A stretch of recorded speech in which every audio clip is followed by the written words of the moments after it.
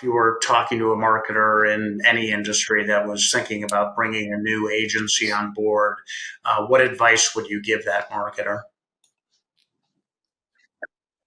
I think going back to what I said before, it's about making sure you vetted them properly so that the capabilities that they say are the right capabilities for you and the right capabilities that they actually have kind of on tap versus we've sold something and then we'll find somebody to Hmm. go deliver it.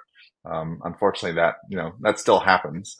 Um, and again, it's about understanding the business. So I'll give you an example. Even on the client side, when I was running the My Coke Rewards business, we did a whole bunch of coupons.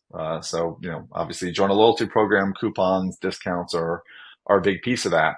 And on year two, we were reworking some of the things, and somebody from our internal team said, here's what we're going to do with coupons this year. We're going to, double down on coupons for this package. And I'm like, well, why are we doing that? He said, well, because that coupon really resonated with people last year. And I'm like, okay, well, how does that relate to our corporate packaging strategy and our, sort of how it all fits together? And they're like, well, what's that?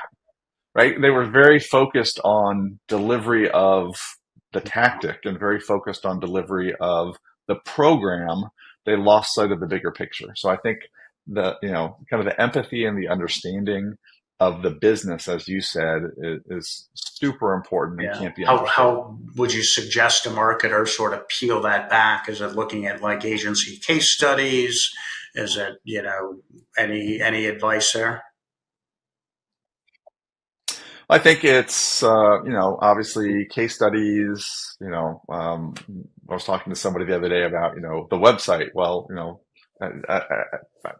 maybe it's a vetting tool, but I don't think it's, deep Sure. diving.